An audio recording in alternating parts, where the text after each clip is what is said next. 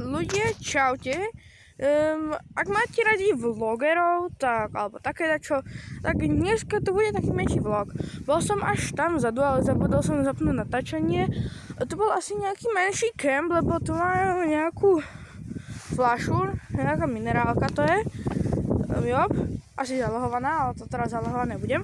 Tam pri tom strome, tam boli nejaké kelímky, cigarety a to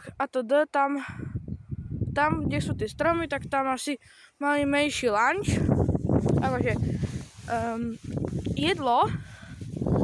Jop.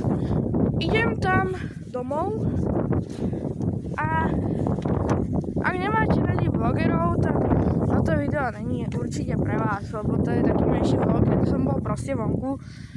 Dneska to pri mne není Evelyn, som tu sám, lebo len tak som nechcel ísť von kvôli úplnej zbytočnosti aj s ním. Lebo keby natáčame, tak musia, no to je jedno.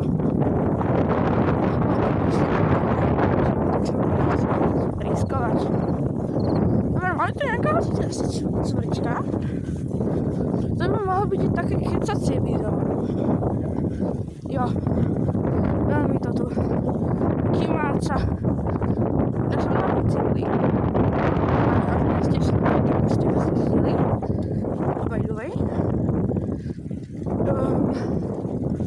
Dobre, chcú aj natáčanie dvoma rukami, takže budem to mať takto, dúfam, že to moc nevadí, ale asi by nemalo. Dobre. Takže, tak. A aké typy videí sa vám páčia viacej? Vlogy, alebo shorty, alebo herné gameplaye, alebo atd. Schválne povedzte. Zaujíma ma to. A zatiaľ nebudem prezrádzať, v jakej dedine, bývam. Nechám si to iba pre seba, ale keď sa odhalím, tak to určite poviem, tomu verte. Ja máme tu takýto menší tunel, prírodný. Pokračujeme. Jo, strašne to klepe s tým mobilom.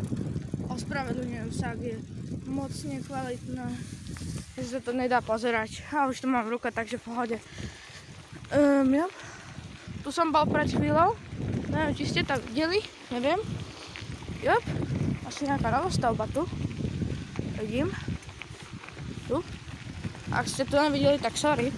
Lebo nemôžem sa pozerať aj na cestu, aj to, čo točím. Takže, ak máte radšej vlogy odo mňa, tak povedzte, budem kľudne vloger.